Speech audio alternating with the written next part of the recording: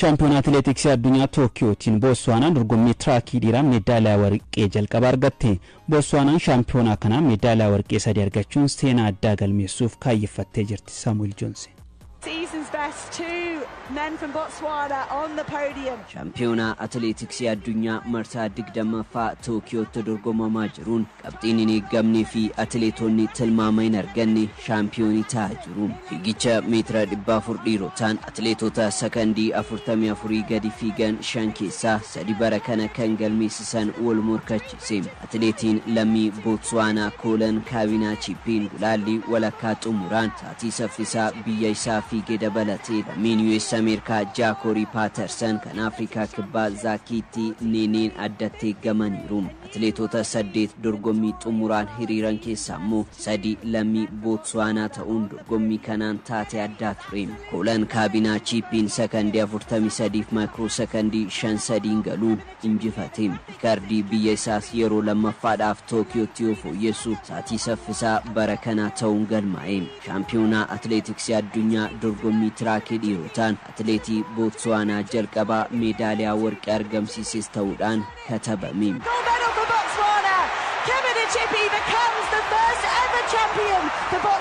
Atileetiin umurii 31 lammiin Trinidad and Tobago Jeremy Richards bara 2017 meedaaliyaa meetii erga argateen booda milkii wal fakkaataa irra deebi'eera. Atileetiin Botswana biraa umurii 24 irratti argamu Baayaapo Indoriin sekondii 44 fi maayikiroosekondii 2 sadarkaa sadaffaan xumuruun biyya kibbaa Afrikaaf meedaaliyaa dabale. Koolan Kaabinaachiipiin Athleticsii addunyaa waliin turtii taasiseen walakkaa xumuraan booda ofitti amanamummaan koo dabalee sa'aatiin walakkaa xumuraa irratti galmeessisee caala fiiguu akka hin danda'u ofitti hime. Kanaaf meedaaliyaan dabalata ture jedhe. Kana dura Botswanaan Athletiksiidhaan alaabaan biyyattii kan mirmirfame Olompikii Paaris ganna darbeen ture. Leetsil Teebogoon meetira 200 shaampiyoonii ta'uudhaan biyya isaa boonse. Dorgommiidhuma sanarratti ulee walitti kennuu 4 si'a 400 meedaaliyaa meetii argatan. Amma atileetonni arfanuu daran bilchaataniiru. Tokiyootti meetira 100 Leetsil Teebogoon dogongora hojjeteen kaardii diimaadhaan dorgommii xumuraan ala ta'us har'a fageenya meetira 200 injifannoo Olompikii shaampiyoonaa Athletiksii addunyaan irra deebuudhaaf morkata. Biyya isaafis warqii lammaffaa Tokiyootti argamsiisuun kaayyoo isaati. Koolan Kaabinaachiipi Leetsil Teebogo Baayaapo Indoorii fi Leebee Kempiloo Epien dorgommii ulee walitti kennuun ni morkatu. Koolan Kaabinaachiipiin qixa keenya morkataa cimaan hin jiru jedha. Anii fi hiriyoonni koo guddina gaarii irratti argamna. Akka Botswanaa akka Afrikaatti seenaa jijjiiruudhaaf hojjechaa jirra. Meedaaliyaa warqii kanaanis ni arganna jedheera. Botswanaan warqii 3 argattee xumurraan biyyattii fi Afrikaa keessatti kaka'umsa guddaa uumuu danda'a. Trying to go. Meetira 400 dubartootaanis seenaa haaraan katabameera. Atileetiin US Ameerikaa Sydney McLaughlin Lovren riikaardii shaampiyoonaa Athletiksii addunyaa fooyyessuun injifatte. She's driving for the line and she's done it. 47.80. No woman has run this fast. Sydney McLaughlin Lovren sekondii 47 maayikiroosekondii 7 injifattu riikaardii waggaa 40 dura atileetii Jarmanii Maaritaa Koochiin qabamee ture fooyyessite. Sydney McLaughlin Lovren shaampiyoonaa Athletiksii addunyaan dorgommii garaagaraa 3 meedaaliyaa warqee arfaffaa argatteetti. Olompikiinis meedaaliyaa warqee 4 qabdi. Atileetiin Dominika Mary Lady Paulinaan lammaffaa kan Baahireen Saalwaa Ednaasiriin sadarkaa sadaffaa ba'uun xumuran. Har'a dorgommiin meetira 200 dhiiraa fi dubartootaanii gaggeeffama. Dhiiraan Leetsil Teebogo, Noolils Keenet Bednaarekii fi Yernaal Huhis morkiin taasisan ni eegama. Dubartootaan shaampiyooniin meetira 100 Meelisaa Jefferson Wuudan dabalatee Maariyaa Joozee Taaluu Smith, Shaarikaa Jaaksanii fi Diinaa Asher Smith waliin morkatu. It's Jackson followed by Hunt with Brittany Brown. Ruwan Madinalati qabannetti darbu Champions League Europaan kadeessa Manchester City fi Barcelonaan morkattoota isaanii injifatanii. Erling Braut Haaland reekordii haaraa yoo galmeessu Pep Guardiolaan inni reekordii Cristiano Ronaldoon qabamee fooyyessuu ni danda'a jedhanii jiru. Dabalata qabna. Rodri, Foden, Haaland. brilliantly done. Kaleessa taphoonni Champions League Awurooppaa jaayoo taphataman tapha tokko malee hundi isaatu wal injifachuudhaan xumuramaniin. Taphni Manchester Cityin Itaad irratti Naappoolii simatee injifannoo The Citizens galchee 2-0 xumurame. Taphataan seena qabeessi City Kevin De Bruyne'n gara Itaaditti deebi'een Cityin baricha milkiin eegale. Deeggartoonni City Kevin De Bruyne'aaf simannaa gootaa godhaniif King Kev yoo gara dirree seenu dhaadannoo ati yeroo hundaa cuquliisaa You Are Always Blue jedhu qabachuun jaalalaa fi kabaja isaaf qaban mul'isaniiru. Taphichaan dursaan taphattoota Naappoolii Giovanni Di Lorenzon balleessaa Erling Braut Haaland irratti raawwatee boqonnaa dura daqiiqaa 21ffaa irratti kaardii diimaadhaan dirreerraa bahe. Kun ammoo garee Antonio Conte qaawwa uumeera. Shaampiyooniin Awurooppaa bara 2023 Manchester Cityin boqonnaa dura goolii galchuu baatus caalee taphateera. Boqonnaa deebii daqiiqaa 56ffaa irratti Erling Braut Haaland fi daqiiqaa 65ffaa irratti Jeremy Dokun gooliiwwan lama galchuun City mo'ate. Rodri, Foden, Haaland! Brilliantly done. Needed the elevation, and he gets to 50 Champions League goals in 49 appearances. Taphataan umrii 25 lammiin Norway Erling Haaland taphoota Champions League Awurooppaa 49 goolii 50ffaa galchuun rikoordii haaraa galmeesse. Taphatichi Red Bull Salzburg, Borussia Dortmund fi Manchester City keessatti walitti goolii 50 galche. Manchester City qofaaf goolii 27 galcheera. Taphoota muraasaan goolii 50 galchuun rikoordii kana dura Ruud van Nistelrooy taphoota 62 goolii 50 galchee qabatee fooyyessee jira. Haaland dorgommii Champions League Awurooppaatiin waliigala goolii hedduu galchuun sadarkaa kurnaffaa qabateera. Pep Guardiolaan Haaland qabaachuun carroomuudha. Haala kanaan itti fufnaan waggoottan kurnan itti aanan keessatti rikoordii Cristiano Ronaldo goolii 141 galchuun qabame ni fooyyessaa jedhani. Taphataan sarara qarqaraa lammii Belgium Jeremy Dokun dhiyeenya ga'umsa addaa mul'isaa jira. Torbee darbee tapha darbii Maanchuwaaniin kubbaa lama mijjeessuun ga'umsa olaanaa mul'ise. Kaleessas taphattoota sarara Naappoolii 3 haala dinqii ta'een miliqsee darbuun gooliin galchee dinqisiifannaa akka argatu godhe. Haaland galchee kan mijjeessee kenne Phil Foden taphataa cimaa taphichaa ta'uun filame. That sort of area to a man like Rashford in the form that he's in, it's absolutely sensational. Rashford at his brilliant best. Leessuma gara St James Park maluun Newcastle United waliin kan taphate Barcelonaan gooliiwwan Marcus Rashford galcheen 2-1 injifate. Ganna kana Manchester dhiisee ergisaan gara Barcelona kan imale Rashford kaleessa carraa Lamine Yamal miidhamuu fayyadamee jalqabarraa hiriiruun goolii injifannoo Barcelona lakkoofse. Taphni garee lamaanii boqonnaa duraa goolii malee xumuramuun boqonnaa deebii Rashford daqiiqaa 58ffaa fi 67ffaa irratti gooliiwwan lama walitti aansee galcheen gareen Hansi Flick dirree ofiitiin alaa qabxii 3 milkeeffate. Waggootaf sababa Manchester United hirmaannaa Champions League Awurooppaa hin argatiniif kaleessa Rashford waggaa 4 booda goolii jalqabaa waltajjii kanaan lakkoofsuu danda'e. Gareen Eddie Howe Newcastle United tapha kaleessaan caalamee mo'ame. Keessattuu sararri fuulduraa isaa laafaa ta'uu tapha itti mul'iseedha. Ganna kana gatii jijjiirraa rikoordii kilabichaa paawundii miiliyoona 69 iddoo Alexander Isak kan buusan Nick Waltmenden teessoo jijjiirraa taa'uun daqiiqaa 62ffaa irratti gara dirree seene. Anthony Gordon daqiiqaa dhumaa irratti goolii galchuus garicha mo'amuu jalaa hin baraarre.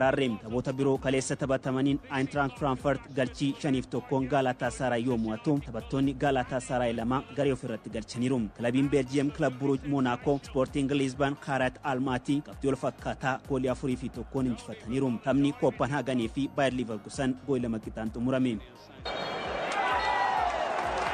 There goes the final whistle. It's Barcelona's night on Tyneside. It is Marcus Rashford's night.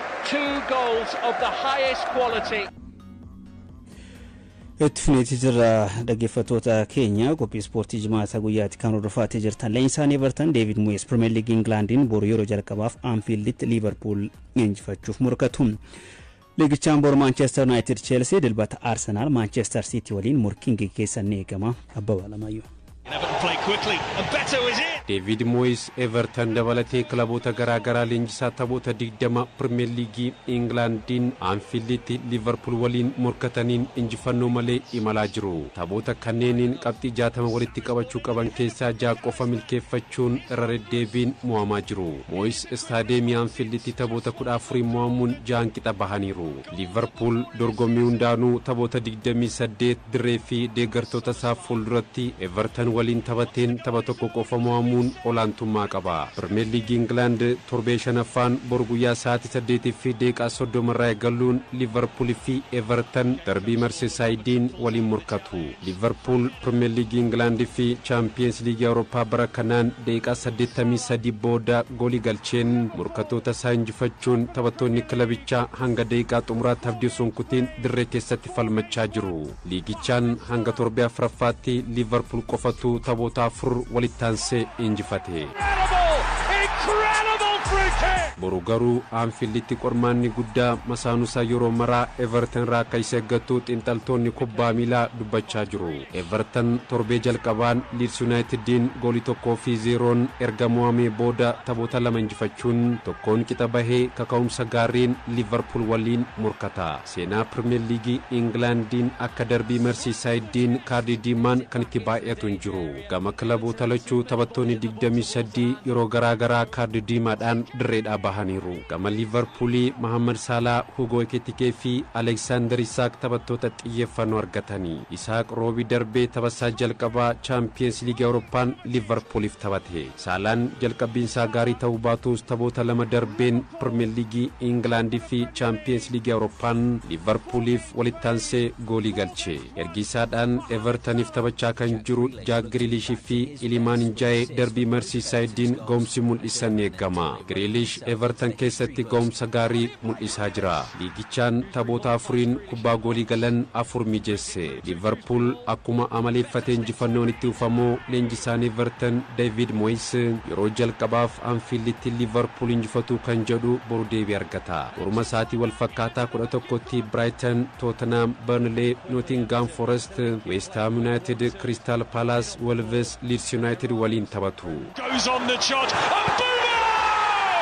Boruma galgala sa'aatii 1 fi walakkaatti Old Traffordtti Manchester United Chelsea simata. Chelsean Champions League Europaan roobii darbee Bayern Munichiin, Manchester United ammoo Premier League Englandiin torbee afuraffaan Manchester City mo'amuun boru gara injifannootti deebi'uuf gara dirree seenu. Liigichaan taphoota 4 keessaa tokko qofa injifachuun lamaan kan mo'ame Manchester United injisaan kilabichaa Ruben Amorim dhiibbaa guddaa keessatti argama. United taphoota 12 darban Premier League Englandiin dirree fi deeggartoota isaa fuulduratti Chelsea waliin morkateen 5 injifachuun 7 qixa bahee osoo hin mo'amiin imalaa jira. Manchester United yeroo xumuraattiif Old Traffordtti Chelsean erga mo'amee waggaa 12 guuteera. Taphni Manchester United fi Chelsea yeroo hedduu qixaan xumuramuun seenaa liigichaattiin jalqabarratti argama. Kilaboonni kunneen yeroo 27 qixa bahaniiru. Taphataan United Brian Mbeumo Premier League Englandiin kana dura taphoota 7 faallaa Chelsea ta'uun morkateen goolii 3 galchuun 3 mijeesse.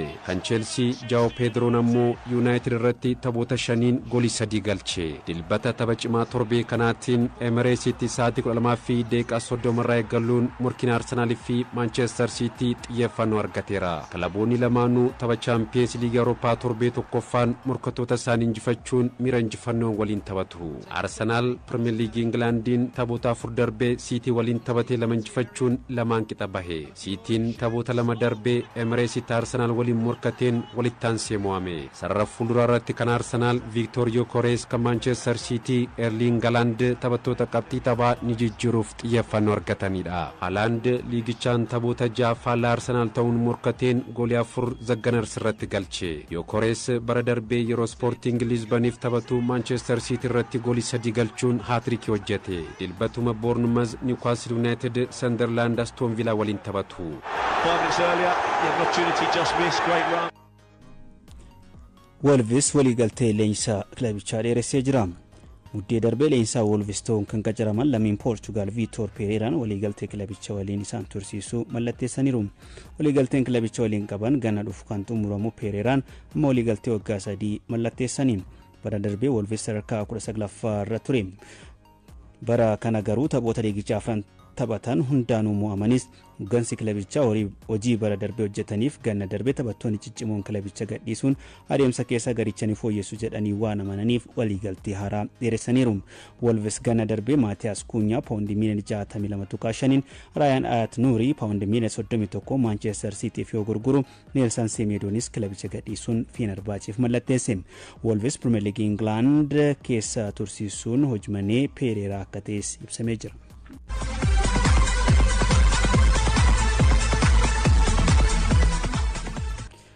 Manchester United leenjisaa kilabichaa Ruben Amorimf deeggarsa qaba jedhe. Premier League England torbii afuraffaan dilbataa darbii Maanchuan Manchester Cityin goolii 3-0 erga mo'amee booda dubbiin Amorim hammaatte.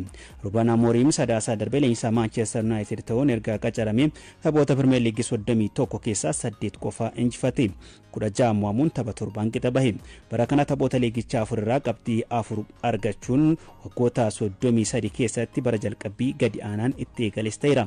Kunis ta'ee garuu hooggansi Manchester United ammas taanaan leenjisichaaf yeroo kennuuf murteesseera. Amorim jalatti garicha fooyya'insaa garsaa jiraachuu kan amanan hooggansi Manchester United qabxiin kilabichaa garuu dafee sirrachuu akka qabu barbaadu.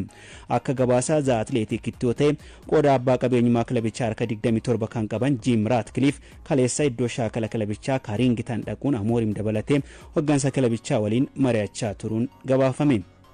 Manchester United itti taphattaanu Chelsea waliin akkasuma Brentford fi Sunderland waliin taphata. Dorgommii hundaan giddugaleessaan harka 36.7 qofa injifachuun seenaa gadi aanaa kan galmeesse Ruben Amorim hojiirraa kaasu taanaan beenyaa paawundii miiliyoona 12 ni kaffaluuf jedhamee jira.